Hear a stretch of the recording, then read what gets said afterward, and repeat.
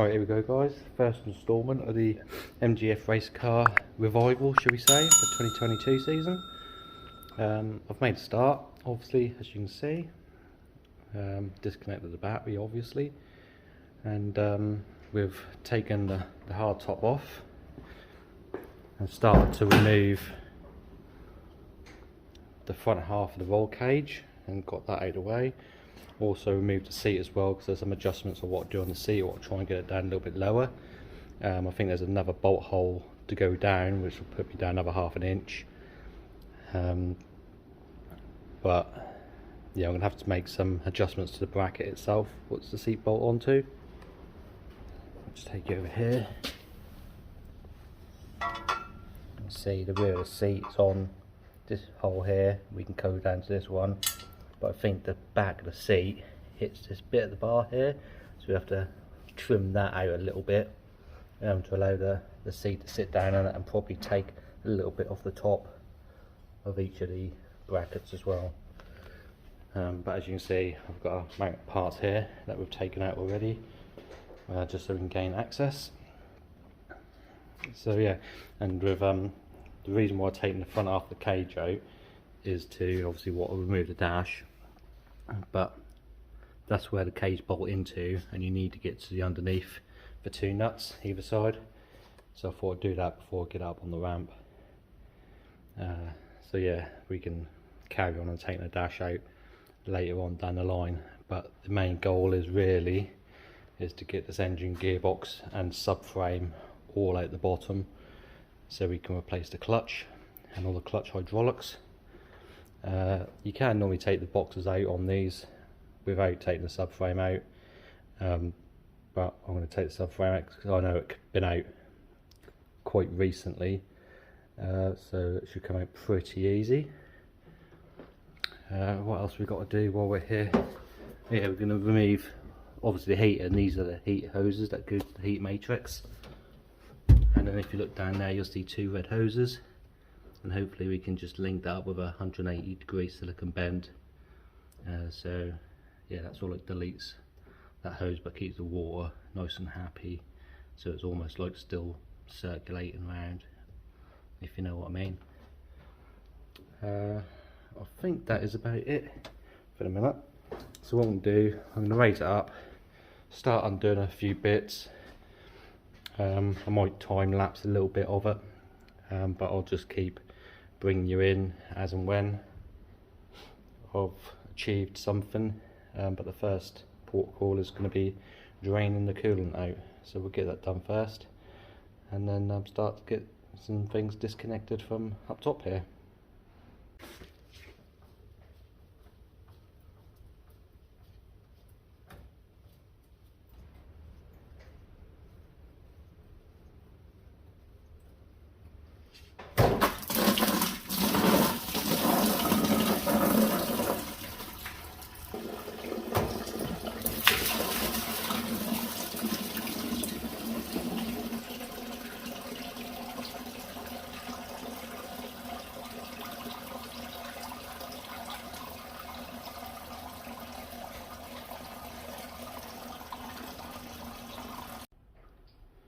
Right, so taking a few things off at the bottom here, just mainly draining fluids out at the minute. I'll just show you what we've done. We've taken the exhaust off, lays down there, just to get out of the way really, because obviously this flange here, we can disconnect that flange from here as well if need be, but normally we're not taking the engine out, we're not taking the manifold off, so that can stay in place. What else have I done under here? Disconnected the gear cables, that one and this one, so they're out of the way with. Disconnected the clutch line, that's going to be replaced with a complete braided hose. That's just dripping into that metal tray there. Obviously the coolant is still dripping into that bucket there. Doesn't look too bad, looks quite nice actually. Yeah, so we're going to change it anyway, just because they don't like to be hot, so we'll change the coolant anyway for the sake of 20 quid for a 5 litre container of coolant. The gearbox oil is draining at the minute. That's meant to be red. You can see that's red there, but that's looking a little bit dark. Now that was new when I fitted the gearbox onto the engine, but I don't know what mileage that had on the gearbox before I fitted it in there, because it came out of a different car. Still a little VVC MGF, but again I just bought that one off eBay and just painted it up and made it look all nice and shiny, and then yeah, whacked it in, just replaced the drive shaft seals, stuck it all in, and that was good to go. What else we got? Oh yeah, disconnected the oil, front mounted oil cooler lines from the filter housing, so there's draining off into that bucket there. Again, the oil looks a little bit dark, but it is naturally dark anyway, being that it's Miller's race oil. So yeah, we're pretty much done under here. I have disconnected the heat hoses under the Jubilee clips there, but they're a little bit tight, so we'll separate them when we come to dropping the engine. So it's just a case of now I'm going to let them drip away overnight to get as much out as we possibly can, and then I'll come back in the morning and carry on. And yeah, so it's going to be the next day for me, but for you it's going to be literally a couple of seconds. So we'll see you in the morning. The next day. Right, here again, next day. So we started making our way through it, just started getting on with it and completely forgot to pick up the camera, but I'll show you what I've removed. So we've removed the coolant bottle. It's just a hose at the bottom, hose at the top, a couple of little 10 mils or 8 mils. They're normally 8 mils, but I stuck these 10 mil ones in because they got a nice little wash on it. Anyway, so that's the return for the expansion tank. Just unclipped that from underneath here. Charcoal canister out the way. Earth strap down here, so it's got the main earth to the engine, and it's got a couple of ECU earths attached to that. ECU and relay box all removed off the bracket. Again, just unclipped it all. The wiring harness is just dangling in there. Moved the gear cable out of the way because that goes over the top of the gearbox. The air filter was already removed because again we're replacing it with an ITG, but I removed that ages ago to take some pictures of it and sell it. I think that is it. Oh no, throttle cable and vacuum line off the intake and the throttle assembly, and engine bay temperature sensor I've just unplugged just to get that out of the way. What else? ABS connections, one either side. Just sprayed up the top shock mount. Normally I would undo it from the bottom or the top arm underneath this section and leave the shocks in place, but because we're renewing our shocks with our Mike Satur kit, I might as well just take them straight off the body. That is it for that part of the engine bay. So we'll get inside, and there isn't a lot around here to do really. Just down here, my oil pressure gauge sender unit, so just unplugged that. That's the wire for there. Again, I've got a temperature gauge as well that I want to plumb in, so we'll be replacing this wire all the way back to the dash again, and then trying to find another inlet on the oil filter housing for that gauge. These two heat hoses here that goes to the heat matrix on them red hoses, managed to grab hold of them and pull them up, and that is it. It's just a case of just making sure everything is out of the way. which I think it is, and then everything underneath is undone apart from the actual subframe mountings. So what I'll do is I'll get them top shot mounts undone, and then we'll jack up on the ramp and then start removing the subframe bolts, just making sure they're nice and loose. So what I'll probably do is, normally I'll put it on a wheel platform, but they're all taken up at the minute with different engines. So what I'm going to do is I'm going to lower it on jack stands, and then hopefully that will then raise the body enough out of the way for me to get the gearbox off.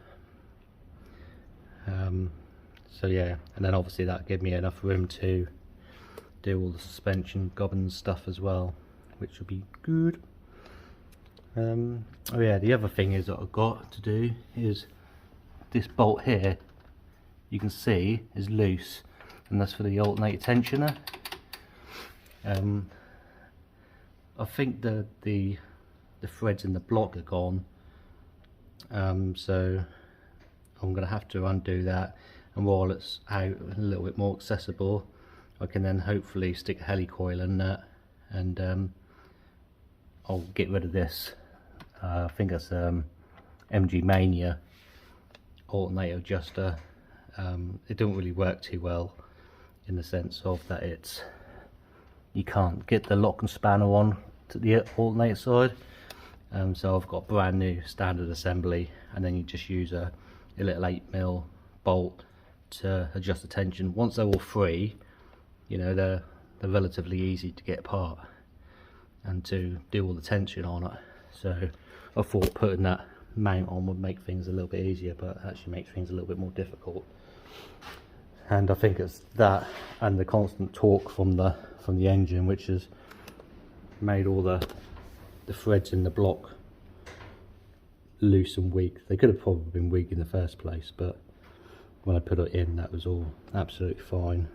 So I even chucked a tap into the block and just made sure they're all clean before I put the new bolt in. But there you go, you live and you learn.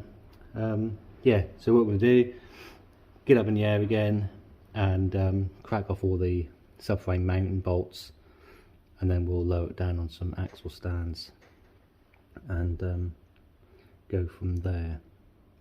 Right, crack on. Alright, so I've got all the containers from underneath now. I've gave the floor a little bit of a mop because there's a lot of antifreeze kicking around, and there's horrible stuff when it gets on your skin. It's really oily. I've got the subframe on engine stands now, so all I need to do is, I've already cracked the bolts off, 12 bolts in total, and yeah, it's just a case of just whizzing them out with the old gun and then lifting the body off the frame.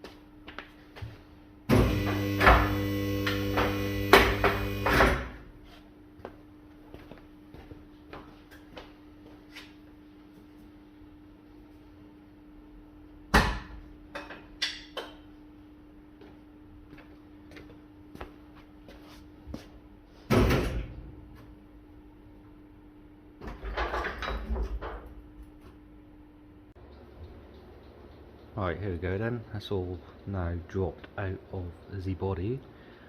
So it gives us a bit of access to the gearbox now. So what I'm going to do is I'm going to start, so we're going to be changing all these bits anyway. So we're going to take all them bits off, and then that will then drop the hub away so we can get the shafts out, get the gear shafts out, jack the engine up on a jack, and then we can get all this cross member and gearbox mount out of the way, and then hopefully get the box out.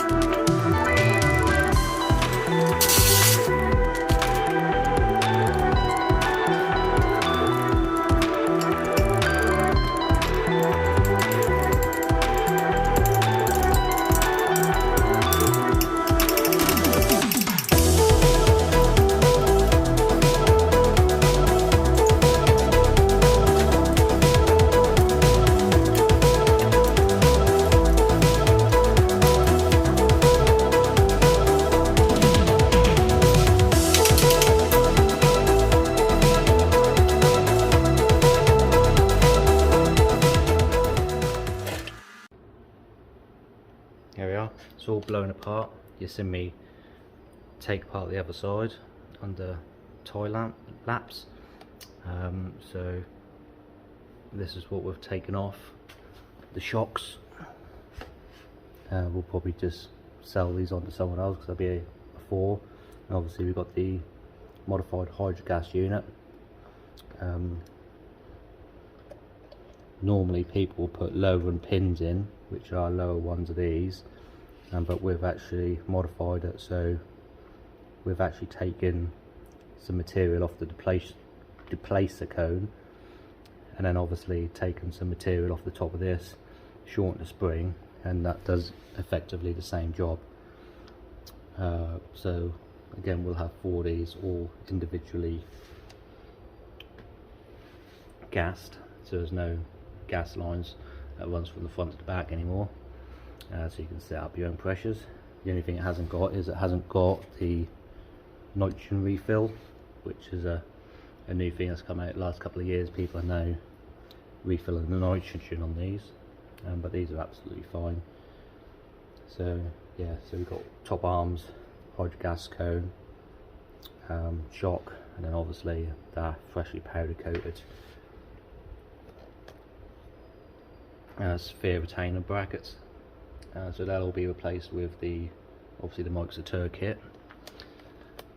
So we've got this far now, we've got all the drive shafts out as well, so it's just a case of we'll support the engine underneath, we'll tidy up this mess first, we'll get jack in underneath the engine just to take weight off it, we'll take this bracket off, we'll take this arm off, and then we'll obviously start motor come off, and then we'll start taking all the bolts out for the bell housing, and hopefully with a bit of an aid of a lift that should come out.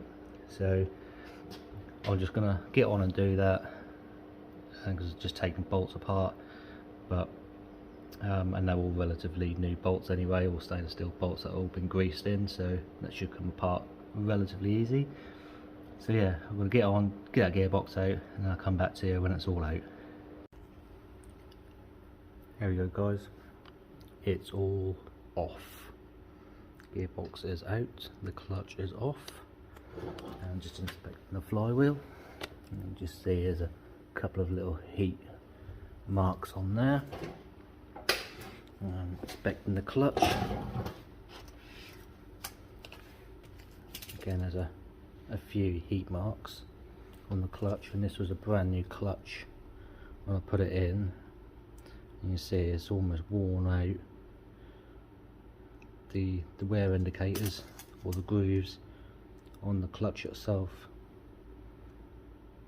So that's done 2 races, a qualifying and a track session. Release bearing.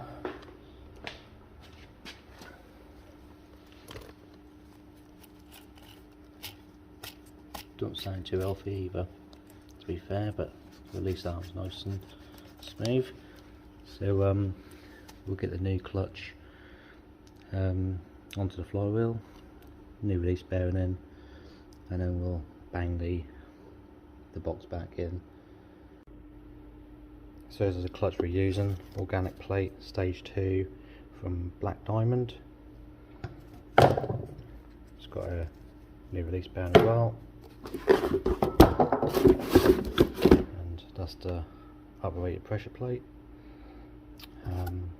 Yeah, so we'll get this all set up on the clutch alignment tool, and then that just tells you flywheel side there, so you can't get that wrong. We'll get that set up on the alignment tool, and then we'll get that bolted onto the flywheel, and we'll stick our new release bearing onto the gearbox, and then get the gearbox back onto the engine. Right, clutch is all in. 6 clutch bolts, 10 mil head, I should say, 25 newton meters.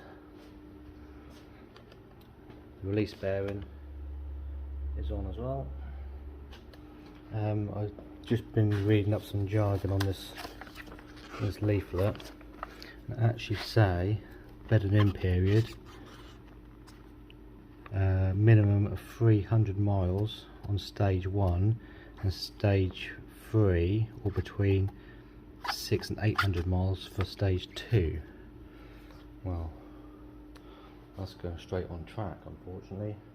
The only bedding in period it's going to have is hopefully the track day in end of February. I'll have a few normal warming up laps, but that is going to go straight into it, so we'll see how long that lasts. Anyway, let's get the gearbox on and finish this job off. Alright, and just like that, it's all back together again now. Gearbox was a little bit of an issue getting it on, but a little bit of a struggle and a help from a friend that managed to slip on nicely. Everything is back together now, all the bolts are torqued up. Got the slave cylinder back on. This is a new one, literally when I was building the car, so no need to replace that at all. Just checked it and that was all fine. Got our remote bleed hose in it, so that replaces the little bleed nipple on there, and that just relocates it on there, and then hopefully we can just get it up onto the firewall gap so you can open the boot up and that's just accessible, because if not you need to take off the air filter assembly to then reach your arm down through here to get to the bleed nipple, which is a bit of a pain.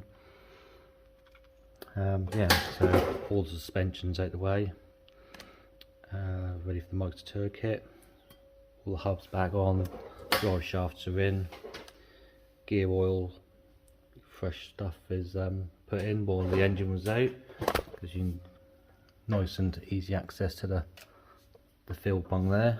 And I just use a little funnel with a bit of garden hose, just poke it in there, and yeah, using the proper MGF 94 fluid, which would they have in factory. Not too sure if I need to go to any racing fluid with these, but I guess time will tell.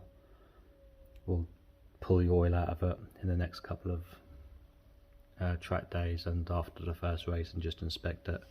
As I say, the oil that's come out, although being a bit dark, it's still quite red and there's no nastiness in there.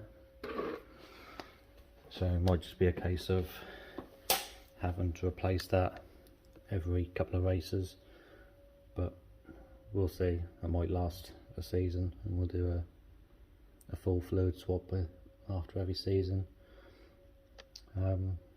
Yeah, again, I'm not too sure about the engine oil, how long that's going to last. Again, it's Miller's Racing Oil, so I'm hoping that's going to last a season, and we'll just change the oil and filter after every season. But again, time will tell. We'll inspect it and then go from there. But again, the oil that come out the oil cooler pipes looked okay, albeit a bit dark. So yeah, the only other thing that I did was, if I take you to the front of the engine, you can see this is where the old heater hoses used to go into, down to the heater matrix at the front of the car. The only thing that I've done here is I got a bit of silicone 180 pipe and then just linked them two pipes together, and then just cable tied it to the subframe down there, just to keep it away from the exhaust manifold a bit. It is silicone hose, so it should take some heat, but how much I don't know. As I say, these ones, again, the exhaust manifold runs about here, so, and I can't see any damage on these ones. So yeah, so the next thing is, while this engine is out, is going to be to take this plate off and then hopefully pull the heater pipes through, and then to block that off. But yeah, I think we'll leave this video here for now, and pick up on the next one when we fit the Mike Satur suspension kit, and then yeah, we'll get the rear suspension in, get them heater pipes sorted, and then the subframe can go back in to the vehicle then. So yeah, that's it. We'll leave it there, and we'll see in a few days time when we get on and do the next episode.